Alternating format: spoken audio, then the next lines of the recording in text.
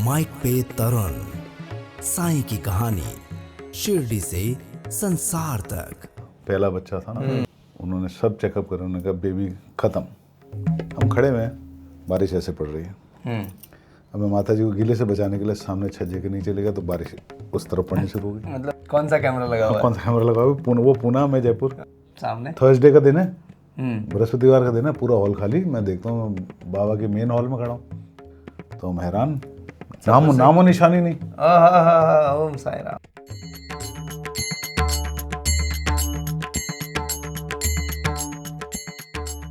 साईं की कहानी शिरडी से संसार तक। नमस्कार, माइक पे तरुण पॉडकास्ट में मैं हूं तरुण, और तरुण के साथ में एक ऐसे डिवोटी हमेशा होते हैं जो साईं बाबा की जो भी अनुभूति वो पाते हैं वो हमारे इस चैनल के माध्यम से आप तक पहुंचाते हैं। तो आज हमारे साथ में एक जाना माना नाम है विकास जेठानी। आप बहुत एक ज़बरदस्त एरोनॉटिकल इंजीनियर भी हैं और बहुत अच्छे बिजनेसमैन हैं, साथ में एक बहुत ही प्यारे साईं भक्त हैं। तो बहुत बहुत स्वागत करते हैं, आप जयपुर से हैं। विकास जी, Om Sai Ram. Om Sai Ram Tarun ji, thank you so much, आपने मुझे यहाँ बुलाया। और मैं बाबा का डिवोटी पहले हूँ, बाकी सब बाद में हूँ। क्या बात है। आप ये बताइए कि बाबा से जुड़ाव सबसे पहली बार क्या एहसास था, कैसे मुलाकात हुई, क्या हुआ? तरुण, मैं बाबा को सब जानता था, नाम जानता था, साईं बाबा, 2-4 बार मंदिर देखे। पहली बार मेरी वाइफ प्रेग्नेंट थी 2004 में, और पहला चमत्कार मैंने बाबा का ऐसे देखा कि मेरी माता जी मानती थी बाबा को।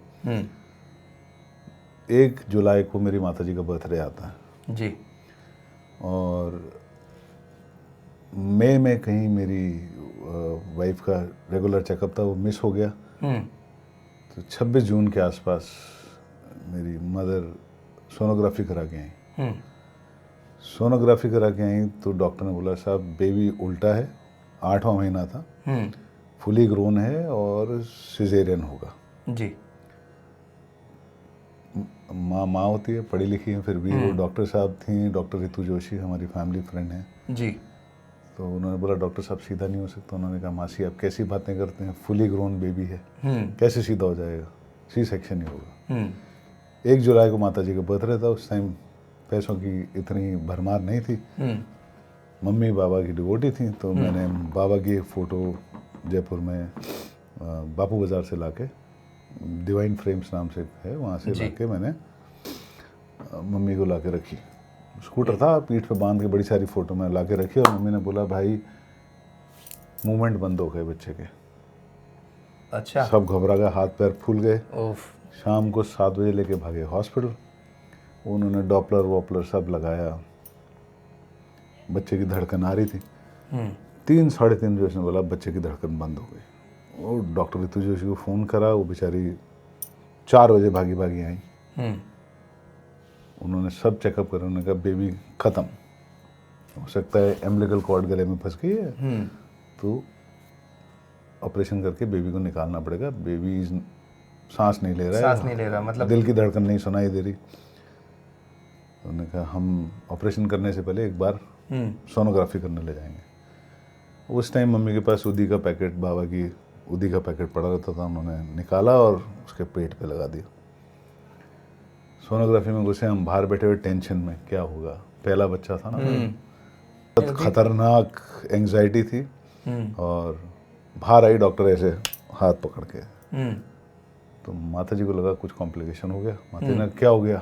कहती, मासी बेबी सीधा हो गया, नॉर्मल है। आहा, ओम साईं राम, ओम साईं राम। देखिए, यही जो बात होती है ना कि कैसे आप साईं बाबा के चमत्कारों को समझें, तो यूं अपने आप ही वो बता देते हैं कि मैं हूँ आपकी हेल्प के लिए, मेरे पे ट्रस्ट करो, श्रद्धा रखो, सबूरी रखो। और ये एक पहला आपका उस वक्त तो आपको उस वक्त क्या फील आया कि ये क्यों हुआ? मेरे को माता जी ने बताया नहीं था कि उन्होंने उदी लगाई है। अच्छा। घर जाके पता चला, तब मैंने शायद पहली अगरबत्ती जलाई थी बाबा के आगे। पढ़ा मैंने बाबा के बारे में 2017 तक नहीं, ये 2004 की बात है, 2017 मतलब 13 साल पहले आपके साथ में एक बहुत अच्छा चमत्कार हुआ, और 13 साल तक ठीक है बाबा हैं, कभी गए तो दर्शन हो गए, कर लिए। 13 साल में बहुत चमत्कार हुए। अच्छा। मेरी बेटी पैदा हुई तो सांस नहीं ले रही थी, तो डॉक्टर ने उसे मार के रुलाया। अब क्या है, बच्चा रोता है क्योंकि फेफड़ों में हवा जाती है, वो बड़े होते हैं फेफड़े तो दर्द करते हैं, तो उसे मार धाड़ के रुलाया। अब आंखों में जो कीच होती है वो निकलती है, वो उसकी निकली नहीं, तो उसके नाक के दोनों तरफ ऐसे पत्थर जैसे वो लंप बन गए, फोड़े फोड़े टाइप बन गए। डॉक्टर काबरा थे, उन्होंने दवाई ववाई दी, कुछ फ़र्क नहीं पड़ा। उन्होंने साहब जब 9-10 साल की होगी कुछ सर्जरी कर देंगे प्लास्टिक। माता जी ने कहा लड़की निशान रह जाएगा। उन्होंने कहा निशान तो रहेगा। तो माता जी ने बाबा के आगे, मैं उस टाइम जनपैक में था, मैं सो रहा था, माता जी ने बाबा के आगे अगरबत्ती जलाई, थोड़ी सी उनकी अगरबत्ती की बबूत ली और उसके लगा दी। अब ये जो दवाई का कार्यक्रम था 10-15 दिन चला। रोजाना लगा देती हूँ? नहीं, उन्होंने सिर्फ एक बार लगाई। अच्छा, एक बार लगाई रात को। दवाई डॉक्टर की 10-15 दिन चल रही थी, कोई फ़र्क नहीं पड़ा। मैं दिन में आके सोया, माता जी ने उसको रात को दी लगा दी। दूसरे दिन सुबह जब हम उठे तो हम हैरान, नामो निशानी नहीं। ओम साई राम, क्या बात। मैं चिल्लाता गया, मैंने कहा अरे देखो गायब हो गया था। माता जी ने बताया कि मैंने बाबा की बबूती लगाई थी। ये दूसरा चमत्कार था मेरे। उसके बाद मैं मानना शुरू हुआ बाबा को, और 2009 में करीब मैं मानता था, मैंने पढ़ा नहीं था हाँ बाबा हैं। मेरे साईं बाबा या शिरडी के साईं बाबा के नाम से पिक्चर थी मनोज कुमार जी की, वो मैंने देखी, तो थोड़ा विश्वास बढ़ता है। 2009 में मेरा एक्सीडेंट हुआ, मैं सूरत जा रहा था, मेरे साधु साहब के फादर एक्सपायर हो गए। तो किसी ने ट्रंक फेंका, मेरे ग्रोइन पे लगा और भयंकर दर्द। वो दर्द असहनीय था। 5 दिन हम वहाँ थे, 2 दिन उनका तीये की बैठक और सब अटेंड करके मैंने कहा मैं बाबा के पास जाऊँगा।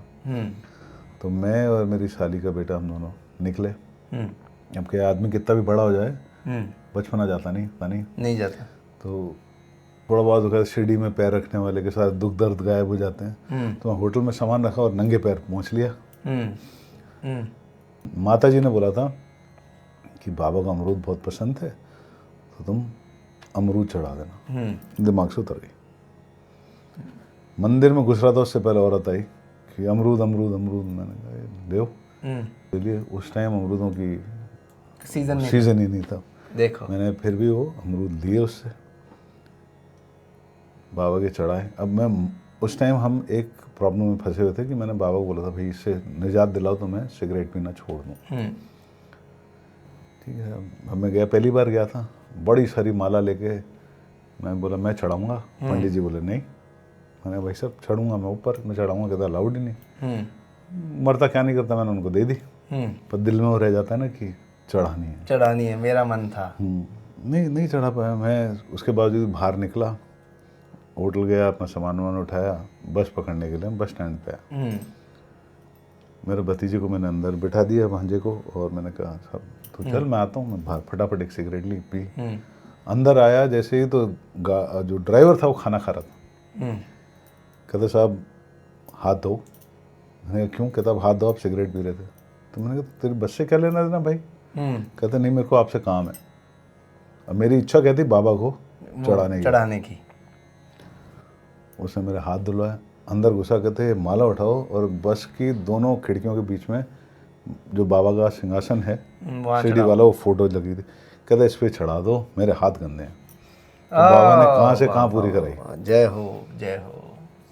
तो बाबा ने जितना भी है, जो कुछ भी है और जो कुछ भी होगा, वो दिया हुआ बाबा का है। तुम जैसा भाई और मित्र है वो भी बाबा का है। ये बात सही है। देखिए हम सब आपस में मिले हैं तो बाबा की कृपा से ही बाबा का कुटुंब एक दूसरे से मिलता है। एक कोई पूर्व जन्म की प्रेरणा होती है, उसी के बाद बाबा से मुलाकात होती है। लेकिन मुलाकात होने के बाद में भी बाबा की श्री साईं सचरित्र पढ़ने की जो बात होती है वो भी बहुत कम लोगों में ही हो पाती है। तो ये मेरा सवाल है कि बाबा की वो पावन पुस्तक आप तक कैसे पहुंची?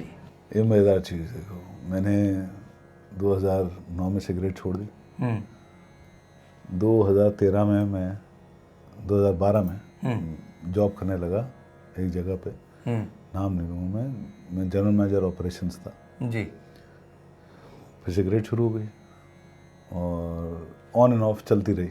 2017 में हमारे एक प्रेयर ग्रुप है, उसमें पूना की एक दीदी हैं, उनको मनीषा दी बोलते हैं। तो उस टाइम पे सिर्फ वो माता जी के साथ कनेक्टेड थी। मेरे पार्टनर से उस टाइम थोड़ी बहुत अनबन चल रही थी, तो उन्होंने मेरे को फ़ोन करा, कहते हैं भाई तूने बाबा को कुछ प्रॉमिस किया था। मैंने कहा क्यों भाई, मेरे को तो याद नहीं कि तूने बोला था कुछ तू छोड़ देगा जो तेरे को पसंद है। मेरे उस टाइम दिमाग टनका। मैंने कहा हाँ। कहते क्या था? मैंने कहा सिगरेट था। पी रहा है अभी? मैंने कहा हाँ जी। एक्सेप्टेड। हाँ, मैंने कहा बंद करो। हमारा जगतपुरा वाला मकान बन रहा था, तो मैं साहब मैंने कहा ठीक है कल से छोड़ देंगे। कल आता नहीं कभी। कल कभी नहीं आता। तो मैं गया, वहाँ पे कंस्ट्रक्शन चल रहा था, ठेकेदार बैठे थे, और जो हमारा मुंडू था उसको पता था भैया को सिगरेट पसंद है, तो उसने पहले ही 2-3 सिगरेट ला के रखे थे, और माउथ फ्रेशनर के नाम पे उसने पान मसाला ला के रखा था। अब सामने पड़ी है, बर्बाद नहीं करनी चाहिए, तो मुका दो इसको है? मैंने कहा पियो भाई। पी मैंने, दोनों तीनों पी, पान मसाला भी खा लिया। घर आया, खांसी हुई, बुखार हो गया भयंकर। बाबा ने बता दिया भाई गलत कर लिया। 102 नहीं, बाबा नहीं बताया, अपने कर्मों का फल है, बाबा को क्यों दोष दें। नहीं, बाबा ने कहा था भाई ये मत करना, तो फिर लेकिन करोगे तो गलत है। शाम को उनका फ़ोन आया, तूने फिर पी? अब मेरी हालत हो खराब। मैंने कहा आपको किसने बताया? कौन सा कैमरा लगा हुआ है? कौन सा कैमरा लगा हुआ है? वो पुणे, मैं जयपुर। हाँ।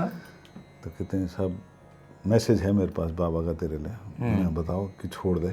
मैंने ठीक है। उस दिन मैंने सिगरेट बंद कर दी। उसके 5-6 दिन बाद उनका फिर फ़ोन आया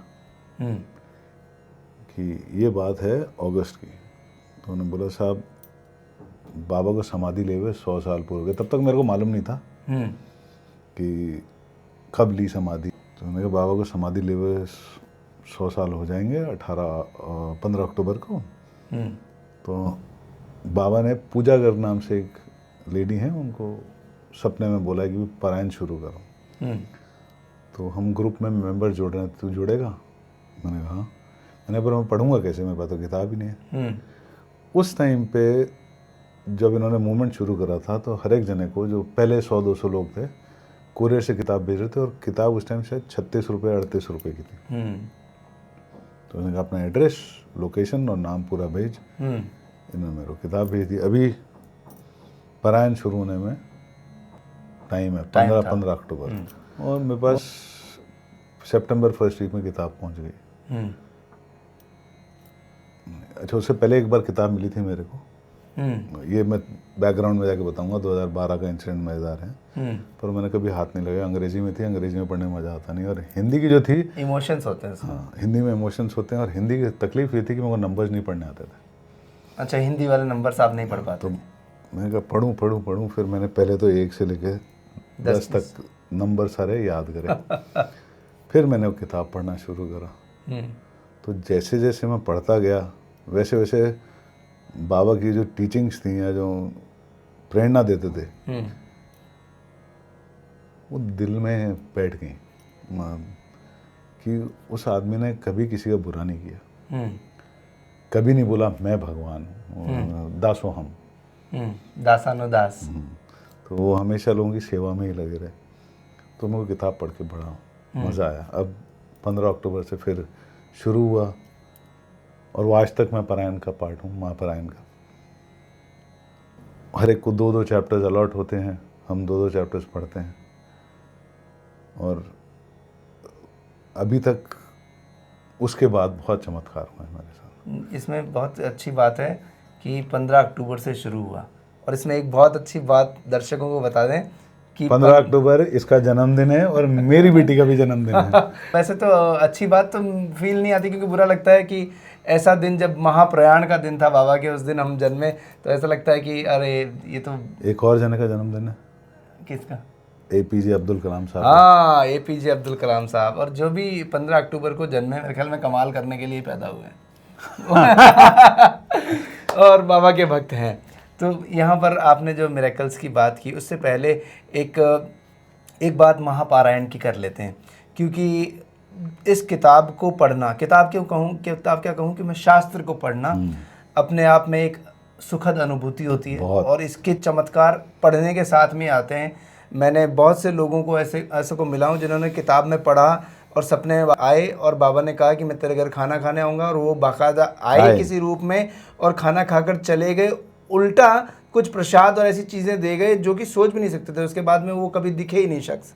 तो ऐसे बहुत से चमत्कार हैं। पर महापारायण और इस शास्त्र का जो पठन होता है उसके बारे में बताइए, और लोग कोई जुड़ना चाहे तो कैसे जुड़े? जो जुड़ना चाहें तो शुरू हुआ था सिर्फ 200 लोगों से। इस वक्त करीब 12.5-13 लाख लोग ग्लोबली जुड़े हुए हैं।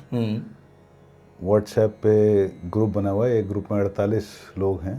तो हर एक को 2-2 चैप्टर मिलते हैं। तो ये मान लीजिए कि बृहस्पतिवार को 48 लोग 2 बार पूरी किताब पढ़ लेते हैं। क्या बात है। और ध्येय यही रहता है कि पूरे एक साल में 108 बार हम ये पारायण कर पाएँ, यानी 52 बृहस्पतिवार तो 108 2-4 ऊपर नीचे की, कभी रामनवमी होती है, होली होती है, उस पर पढ़ते हैं। आपको महापारायण से जुड़ना है तो मुझसे संपर्क कर सकते हैं। तरुण को अपना नाम नंबर भेजें, कमेंट बॉक्स में डाल दें। नाम नंबर नहीं, आप नाम भेजें और हम आपको अपनी ईमेल आईडी भेज देंगे। एक साउंड्स लैब यहाँ पर एक आपको नीचे नज़र आ जाएगी, soundslabstudio@gmail.com। ये हमारी ऑफिशियल आईडी है। आप इस आईडी पर अपना नाम, अपना मोबाइल नंबर और अपना एड्रेस, जहाँ आप रहते हैं, एड्रेस भी नहीं, शहर ही डाल दीजिए। इतना भेज के फिर आप जुड़ सकते हैं। और अगर आप भी हमारे इस पॉडकास्ट में आकर बाबा की बातें करना चाहें, बाबा के बारे में जो भी आपके अनुभव हैं वो साझा करना चाहें, तो प्लीज़ आपका वेलकम है। इस पुस्तक के जो चमत्कार हैं थोड़ी इनकी भी बात करते हैं। 2012 में मेरी माता जी चलती फिरती थी और हमारे चाचा जी आए हुए थे अमेरिका से। उनको पहली बार हम दर्शन कराने ले गए। अब उस टाइम पे टिकट के पैसे नहीं लगते थे, आप नॉर्मल फ्री में टिकट लो, बाकी वीआईपी पास के लिए कुछ चार्जेस थे शायद? नहीं, चार्जेस नहीं थे, बिल्कुल फ्री। या तो किसी विधायक का लेटर या एसपी का लेटर, या आप फॉरेन रेजिडेंट हो। हमारे चाचा जी यूएस के रेजिडेंट हैं। माता जी या व्हील चेयर पे हो आदमी, तो माता जी व्हील चेयर पे थी। तो हमने माता जी की कंडीशन और चाचा जी का पासपोर्ट दिखा के वीआईपी पास ले ली। रात को हम लाइन में खड़े हो गए वीआईपी की। नॉर्मल पब्लिक इधर से जा रही है वीआईपी लाइन में, तो बारिश शुरू हो गई। अब तरुण मज़ेदार चीज़ देखो, हम खड़े में बारिश ऐसे पड़ रही है। अब मैं माता जी को गीले से बचाने के लिए सामने छज्जे के नीचे ले गया, तो बारिश उस तरफ पड़नी शुरू हो गई। मतलब फोकस उधर हो गया। उधर से बचाने के लिए एक दूसरी बिल्डिंग में ले गया। अब मैं पहले एक बार आया था, इससे पहले 2009 में आया था, उसके बाद सीधा 2012 में। उधर दूसरी तरफ ले गया तो बारिश वहाँ पड़ना शुरू हो गई। इतनी देर में वहाँ से दरवाजे खोले, एक भाई साहब आए, कहता माता जी को अंदर ले आओ। मैंने भाई साहब व्हील चेयर पे हैं, वजन है 100 किलो करीब, मैं अकेला तो नहीं उठा सकता। तो अंदर आवाज़ लगाई, 2-3 पुलिस वाले आए, उन्होंने उठा के हॉल में लाया। हॉल में घुसते ही सामने थर्सडे का दिन है, बृहस्पतिवार का दिन है, पूरा हॉल खाली। मैं देखता हूँ बाबा के मेन हॉल में खड़ा हूँ। अब मैंने झांक के देखा तो बाबा को थे और कपड़े चेंज कर रहे थे। हो क्या बात। तो पुलिस वाला चिल्लाया। उस टाइम प्रमोद मेडी जी थे, है ना। तो पुलिस वाला चिल्लाया, पीछे पीछे पीछे। प्रमोद मेडी जी बीच में उतर के आ गए थे। तो तमीज़ नहीं है बात करने की, तो माता जी से बात कर रहा है, हटो। पूरी माता जी की व्हील चेयर वहीं ले गए, बाबा के सामने श्रृंगार हुआ। आरती के समय अगर उन्होंने माता जी की व्हील चेयर लेके बाबा के बगल में लगा दी। मेरे को पकड़ाई मिश्री और किताब। मैंने कहा जी मराठी आती नहीं, तो हिंदी वाली दे दी। उन्होंने कहा खड़े हो हमारे साथ आरती करो। तो मैंने पूरे हॉल में बाबा के दर्शन अकेले करे। अब जब आरती खत्म हो गई, मैं माता जी को बाहर ले जाने लगा। कहते हैं ठहर जा, भीड़ में कहाँ ले जाएगा। सब चले गए। प्रसाद आया, जो बाबा के सांझे का प्रसाद बनता, उन्हें बाबा को भोग लगा के सबसे पहला इतना सारा निकाल के माता जी को दिया। तो कहते अब कमरे में ले जा, उधर बगल में कमरा है, वहाँ खड़ा हो गया। मैंने कहा अब तो लॉक लग गया, अब कैसे जाऊँगा। कहते अब करो दोबारा दर्शन। खुद ले गए, बाबा के सामने माता जी की चेयर लगाई, बाबा के चरणों से फूल उठा के माता जी के ऊपर डाले। और बाबा के पास पेटी पड़ी थी, उसमें से निकाल के उन्होंने 2 प्रसाद के पैकेट दिए। वो एक ऐसा अनुभव था कि हमारे को सबने बोला था कि एक तो 26 से 27 जनवरी थी और बृहस्पतिवार और ये तो तुम्हारे दर्शन नहीं होंगे, हो ही नहीं सकता है। और हमने पूरे हॉल में अकेले दर्शन करे उस दिन भी और दूसरे दिन सुबह भी। कोई ऐसा चमत्कार या कोई ऐसी फीलिंग, जैसे वो शुरुआत में तो थी लेकिन उसके बाद में जी रहे हैं बोला और हुआ। हुआ। मेरा एक बहुत प्यारा दोस्त था जिसके साथ मैं बिजनेस कर रहा था और आज भी प्रेम करता हूँ उसे मैं। हम दोनों साथ काम कर रहे थे, पता नहीं क्या मिसअंडरस्टैंडिंग हुई, हम अलग हो गए। ये बात है 4 फरवरी की। मैंने उसे बाय बाय कर दी। मैंने कहा भाई अपन नहीं निभेगी हमारी, हो गया। तो यही मनीषा दीदी का फ़ोन आया मेरे पास 14 फरवरी को, वैलेंटाइंस डे के दिन। तूने काम छोड़ दिया? मैंने कहा हाँ जी। अब मैं अपसेट था उस टाइम बहुत ही ज़्यादा। बाबा हूँ या और कोई भगवान हो, आदमी दुखी होता है तो फिर भगवान को भी क्वेश्चन मार्क लगा ही देता है। हाँ, बोले कि नहीं आप कुछ कर नहीं रहे हो। मतलब सब कुछ उन पे डाल देते हैं। हाँ, तो कि आपके कारण ही हुआ है ये। कर्म मेरे ही थे कहीं ना कहीं। मैं भी शॉर्ट टेम्पर्ड था, 1 मिनट में बम फट जाता था। तो मैंने बोला अच्छा बाबा ने आपको फ़ोन किया, व्हाट्सएप किया? तो वो हंसने लग गई ऐसे ही। कहते भाई तेरे लिए मैसेज है, तेरे को लेना है ले, नहीं लेना मत ले। मैंने अच्छा बताओ।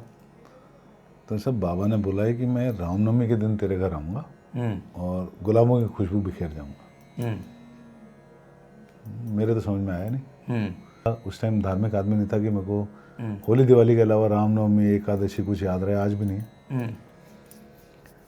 तो मार्च 24 या 25 थी, 24 या 25 तारीख। हाँ, तो मार्च 24 या 25 तारीख थी और हमारे घर के पास में पार्क है, उसमें हम चक्कर लगा रहे थे। तो 9वें-10वें चक्कर के बाद मैंने मेरी बेटी को बोला बेटा चलें अब थक गए। तो कहती लास्ट चक्कर लगा लेते हैं। हमारे पार्क के बिल्कुल दूसरे कोने पे एक बरगद का पेड़ है। लोग जैसे बरगद के पेड़ पे फोटोएं रख जाते हैं वैसे उन्होंने वहाँ जा रहे थे तो एक आवाज़ आई एकदम से हरिओम। अब वो मेरे साईं नया नया शुरू हुआ था 2000 हाँ 2017 अगस्त। बहुत ही अच्छा सीरियल था, देखना चाहिए। यूट्यूब पर भी कई लिंक हो तो ज़रूर देखिएगा उसको। तो मैंने कहा लो जी, उस टाइम मेरे को भी नॉलेज नहीं थी, तो मैंने कहा लो जी एक और कुलकर्णी सरकार आ गए। कुलकर्णी बोले तो अप्पा साहिब कुलकर्णी। अच्छा, हरिओम वो सीरियल को देख के। अच्छा। तो उसने पीपल के पेड़ की जटाएं हटाई और बाबा की फोटो पड़ी हुई थी, बिल्कुल फेडेड, जैसे धूप में रख देते हैं अपन। हाँ, वो रंग उड़ जाता है। हाँ, रंग उड़ जाता है। गंदा सा फ्रेम, पूरी फेडेड। मैं 2 कदम आगे चला था। मैंने कहा नहीं बाबा की ऐसे नहीं छोड़नी चाहिए। तब तक मैं बाबा की किताब पढ़ चुका था। तो मैं उसे उठा लिया। गेट तक पहुंचते पहुंचते मेरी बेटी बोलती है पापा आज क्या है? मैंने कहा बेटा आज संडे। ये क्या है? मैंने तारीख बता दी। कहती नहीं और क्या है? मैंने कहा मुझे नहीं पता। कहते आज रामनवमी है, देखो आपको उन्होंने बोला था रामनवमी के दिन बाबा आएंगे। आगे वाह वाह वाह। एक बार को तरुण ऊपर से नीचे तक जो लहर दौड़ती है ना कि पूरे भगवान आ गए, शिव रोंगटे खड़े हो जाते हैं भयंकर। तो मैंने फट फ़ोन उठाया और उनको फ़ोन लगाया। मैंने कहा जी आपकी आधी बात तो सच हो गई, ऐसे ऐसे मेरे को बाबा की मूर्ति मिली है, बाकी गुलाबों की बात कब सच होगी? कहती जब आधी हो गई तो ये भी पूरी हो जाएगी। मतलब मूर्ति थी या तस्वीर? तस्वीर थी। तस्वीर। तो मैंने कहा आधी पूरी है तो बाकी भी पूरी सच हो जाएगी, इंतज़ार कर। ठीक है सर। घर जा रहे थे, वो हमारे घर के सामने बड़े छोटे गरीब से बच्चे बैठे रहते हैं, तो सर पे ऐसे हाथ रख के बैठे थे। और मैंने क्या हो गया कि जी 2 दिन से कुछ खाया नहीं है। तो मैंने तुम ठहरो मैं आता हूँ। मैं ऊपर गया, मैंने फ़ोटो रखी, घर वालों को पता। मैंने कहा खाना बना रहे हो? अभी वाइफ उस टाइम कंजकों के लिए खाना बना रही थी। मैंने कहा दो। मैं खाना लेके नीचे भागा, बच्चे गायब। मैंने कहा पता नहीं कहाँ चले गए। तो किसी ने बोला साहब वहाँ पास में मंदिर है, वहाँ बैठे, उसके बाहर बैठे। अब उस मंदिर में बाबा का एक छोटा सा मंदिर और है जहाँ पे बाबा को स्नान कराना और ड्रेस चेंज कराना वो एक टाइम तक मैं ही करता था, जब तक कि वहाँ के पंडितों में लालच नहीं आई। देखा कि बहुत सारे लोग आने शुरू हुए तो क्रांतिकारी विचारधारा। तो वहाँ गया। छोटे पंडित जी हैं सौरभ जी, वो बड़े नेक दिल इंसान हैं। तो मैं उनको खाना खिला रहा था, वो बोले चलो पूजा कराएं। मैंने पंडित जी यार मैं नहाया धोया नहीं, अच्छा नहीं लगता बिना नहाए धोए। कहते नहीं आज तो रामनवमी की पूजा आपसे ही शुरू होगी। लो ठीक भाई, सही नहीं लगता। कहते नहीं चलो। अंदर गए, उन्होंने मेरे को मिठाई दी। मेरे को लगा गुलाब देंगे, कुछ नहीं दिया। ठीक। अब वो देखते थे कि मैं बाबा की पूजा करता हूँ। मैंने कभी बाबा को गुलाब की माला नहीं चढ़ाई थी, नहीं चढ़ाई। गेंदे की फूल की माला चढ़ाता था बाहर। और हमारे इलाके में गुलाब की माला ऐसे मिलती है कि इतनी दूर 2 गुलाब और धागा 100 रुपए की देते हैं, धागा बीच में। बहुत महंगी देते हैं। हाँ, राजा पार्क तो काफ़ी कॉस्टली यहाँ का है।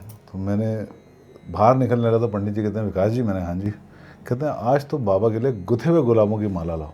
पूरे बाई गॉड, दूसरी बार लहर दौड़ गई। मैंने कहा ये तो मांग लिया बाबा ने खुद ही। बाबा जी ने खुद ही कह दिया। मैं घर गया, मैंने पहला काम करा, नहाया धोया, फोटो लिए लेके गया। वो आज तक फोटो में मैंने सिर्फ फ्रेम और कांच चेंज कराया और उसमें से रंग ऐसे निकलता गया, अभी ऐसा लगता है कि अभी फ्रेश बन गया ये। अच्छा मज़ेदार चीज़ तरुण जी, उसके ऊपर नीचे हाथ से डेट लिखी हुई है कि कब वो तस्वीर ली गई थी। बनी ब्लॉक प्रिंट है, 6/4/1966। अरे बर्थ डेट मेरा, साल दूसरा। ओहो। और उस पर क्या लिखा है, you look at me I look at you. मतलब बिल्कुल। अच्छा क्या बात है, क्या बात है। मैंने वो फ़ोटो फ्रेम करके लगाई, बाबा के लिए गुलाम की माला ले गया। उस दिन के बाद जो जुड़ा हुआ है वो आज तक जुड़ा हुआ है।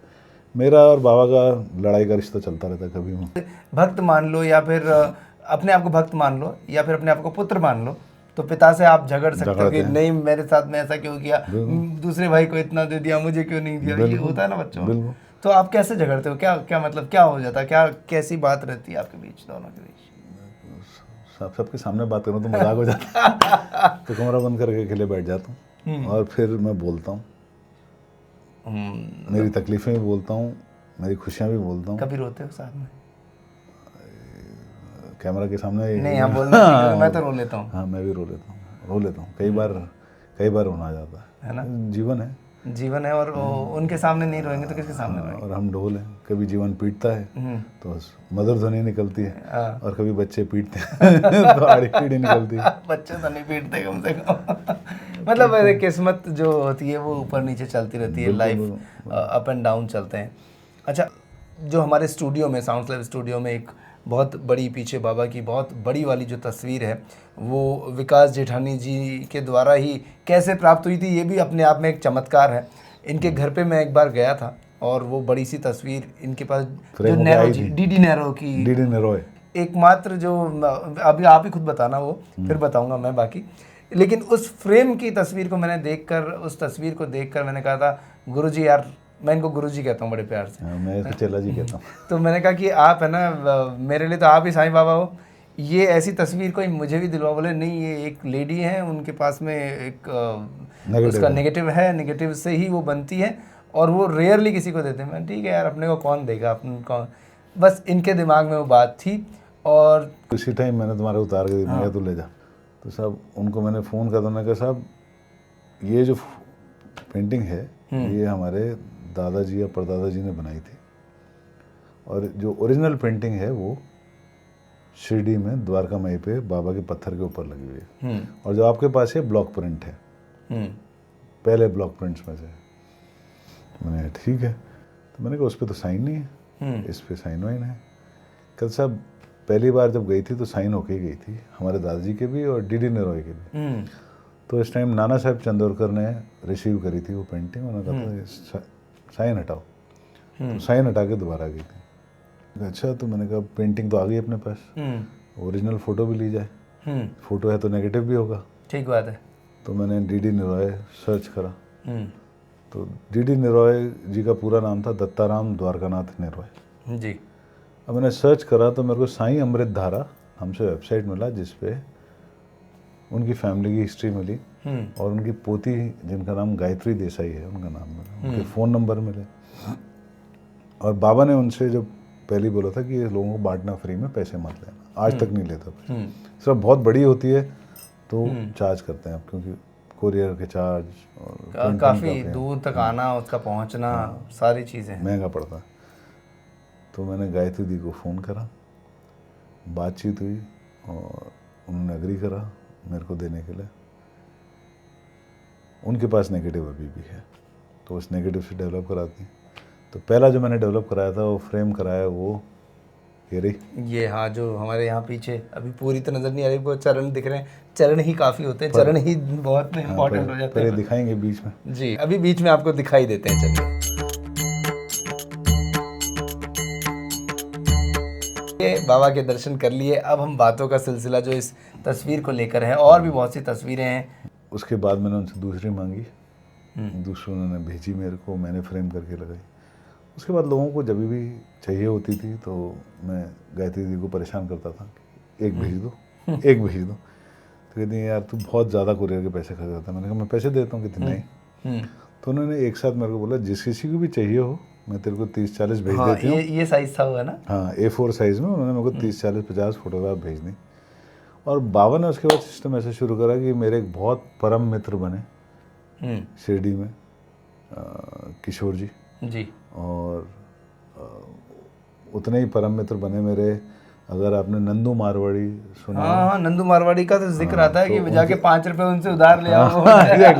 तो उनके पड़पोते नीलेश संकलेचा जी। और नीलेश जी का तो साईं बाबा के वहाँ द्वारका माई के ठीक सामने शॉप है। शॉप भी है, द्वारका माई और होलसेलर्स, बाकी उनका होटल भी है, जेके पैलेस नाम से होटल है जी। और द्वारका माई के ठीक सामने द्वारका माई होलसेलर्स नाम से उनकी शॉप भी है। और सबसे पहले मेरा इंट्रोडक्शन, इन दोनों से पहले मेरा इंट्रोडक्शन हुआ था, आपने खुशाल चंद सेठ जी के बारे में सुना होगा। हाँ बिल्कुल, उनका जिक्र आता है उसमें। उनके पड़पोते हैं प्रमोद सांड और सुरेंद्र सांड जी। उनसे मेरी दोस्ती पहले हुई। दोस्ती क्या, वो बड़े भाई हैं दोनों और बहुत प्रेम रखते हैं, आते हैं जयपुर कई बार। उनके थ्रू मैं सबसे मिलता गया। फिर जैसी आदत है, किताब पढ़ने के बाद मैंने एक एक जगह खंगाली, मालसापति जी का घर, माधवराव देशपांडे जी का घर, बयाजी अप्पा खोते का घर। तो उन सबके पोतों से, पड़पोतों से, बहुओं से सबसे मिला मैं। अब आपको मेरा तरीका मालूम है कि मैं सबसे रिलेशन बना के रखता हूँ। तो अभी भी जाता हूँ तो मिलता सबसे हूँ। एक बात मैं आपको बताऊं दर्शकों कि जहाँ पर बाबा सोते थे, सोचो एक ऐसा कमरा जहाँ पर बाबा सोते, जहाँ पर उनका मटका रखा हुआ, और आप सोच के कैसा लग रहा होगा ना कि वो जगह कोई जा सकता है कि क्या वहाँ कोई सो सकता है या उस मटके का जल उसे मिल सकता है। तो आपने एक रात जो जिस जगह खेत में जो आप बता रहे थे, खेत नहीं था उनका घर था, प्रमोद जी का घर था जी। तो बाबा हर फ्राइडे को, हर दूसरे फ्राइडे को पैदल जाते थे राहता। फिर राहता के गेट से लोग उनको खुशाल चंद जी के घर ले जाते थे। पहली बार जब मैं इनसे मिला था तो मेरे को पता भी नहीं था कि ये कौन है। मेरे के इन्होंने पासेस कराए थे, मैं इनके लिए गिफ्ट लेके गया था। इन्होंने बोला ये सब नहीं चाहिए, बैठो खाओ। ज़बरदस्ती उन्होंने बैठा के मेरे को आम खिलाया, खाना खिलाया, बहुत आनंद आया, अलग ही स्वाद था उस भोजन। साईं बाबा का पहला आतिथ्य था आपके लिए। तो मेरे को बोलते हैं तुमको पता है तुम कहाँ बैठ के खा रहे हो? मैंने कहा जी आपके घर में खा रहा हूँ, और कहाँ खा रहा हूँ? कहते नहीं, ये वो स्थान है जहाँ पे बाबा बैठ के खाते थे। ये प्रमोद भैया ने बोला था। क्या बात। अब उनके घर में कमरा है जो बाबा के टाइम से एज इट इज़ है। 2 कमरे थे, एक में बाबा का दरबार लगता था, एक पीछे है जहाँ पे बाबा कभी जाके आराम करते थे। तो लास्ट टाइम मैं नासिक गया था एक फैक्ट्री में इंस्पेक्शन के लिए। वापसी में मैं जिस होटल में रुकता हूँ, नंदू मारवाड़ी जी के पोते की होटल में, वहाँ पे रूम खाली नहीं था। तो मैंने फ़ोन करा प्रमोद भैया को और सुरेंद्र भैया को, भी कहाँ रुकूँगा रात को, इतनी रात को सड़क पर तो रह नहीं सकता, दूसरे दिन फ्लाइट थी वापस। तो उन्होंने बोला तू घर आ जा, घर पे रुक जा।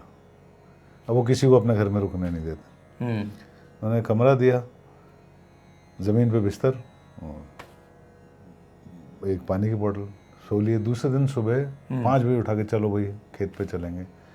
खेत पे वॉक करते करते बताते हैं ये कमरा हमने रेनोवेट करा दिया पर इसमें कुछ रखा नहीं है क्योंकि ये यहाँ बाबा आराम करते थे। हाँ, क्या सुखद अनुभूति रही होगी। और उसके बाद इन्होंने मेरे को वापस मंदिर पे जा दर्शन करने के लिए। द्वारका में मैंने तेल चढ़ाया, तिल्ली का तेल दिए में लगाते हैं, उसमें जला हुआ तेल मिला के देते हैं, दर्द वर्द हो कहीं लगाने के लिए। तो पंडित जी ने किसके लिए ले जा रहे हो? मैंने कहा माता जी के लिए। कहते क्यों? मैंने कहा जी कैंसर है, उनको कभी दर्द रहता है।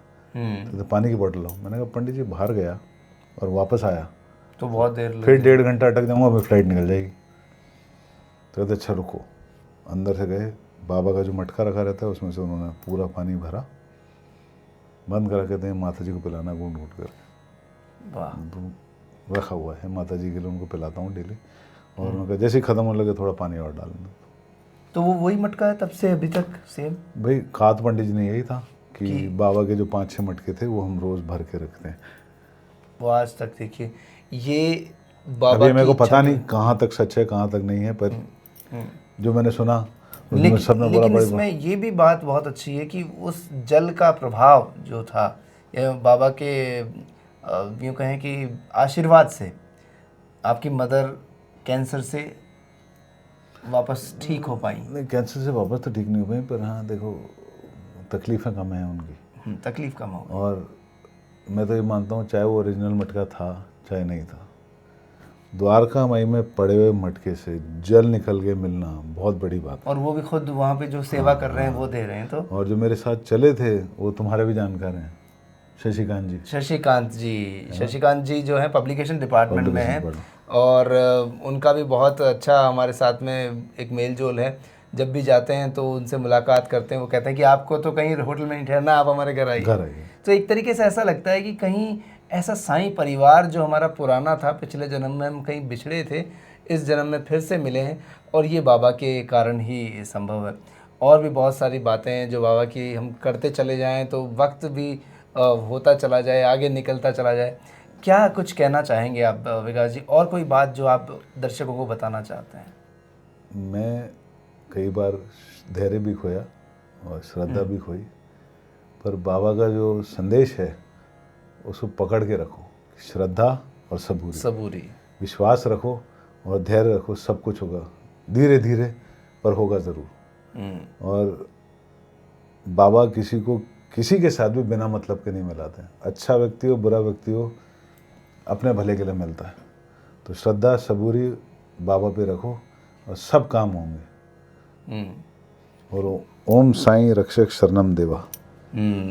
और एक साईं बाबा का जो एक नीम सदा निम्न वृक्ष, वो भी सुनाइए जरा। सदा निम्न वृक्ष मूलादिवासात् सुधास्ताविणम तिक्तमप्यय प्रियमतम। इसका अर्थ क्या है कि सदा नीम के वृक्ष के तले वो बैठा करते थे और उनके वैशिष्ट से नीम के पत्ते जो कड़वे होते हैं वो भी मीठे हो गए, अमृत समान हो गए। और आज वही जो समाधि मंदिर के जस्ट पीछे जो आप नीम का पेड़ देखते हैं, जिसकी परिक्रमा करते हैं, जहाँ धूप लगाते हैं, वही जगह है जहाँ बाबा प्रकट हुए थे। बिल्कुल पहली बार 16 साल की उम्र में। और उसके पत्ते अगर आपको मिल जाएं तो ज़रूर रखिए संभाल कर। वैसे तो मिलना ही बड़ा मुश्किल हो जाता है। मेरे पास है, मैंने तुम्हारे लिए रख रखे क्या बात है। देखो यही तो बात है, खुद बाबा की जो वस्तुएं हैं या चीज़ें हैं या बाबा का यूँ कहूँ आशीर्वाद है, वो मुझ तक खुद ही चल के आ जाता है और मैं अपने आप को बहुत सौभाग्यशाली समझता हूँ। हम निमित्त मात्र हैं, करता सब वो है। तो ये हम इस शो के लिए भी कहते हैं हम निमित्त मात्र हैं, कर सिर्फ साईं बाबा रहे हैं। ये साईं बाबा के आशीर्वाद से ही, उनकी एक प्रेरणा से ही हमने माइक पे तरुण पॉडकास्ट शुरू किया। साईं बाबा की कहानी शिरडी से संसार तक। तो ऐसी कहानियों को आप भी लेकर हम तक पहुंच सकते हैं। आपको करना क्या है, कमेंट बॉक्स में जाना है या फिर हमारा जो ईमेल आईडी आपको नज़र आ रहा है, ईमेल आईडी पर आप जाइए, अपना नाम अपना नंबर छोड़िए, अपना शहर का नाम भी बताइए।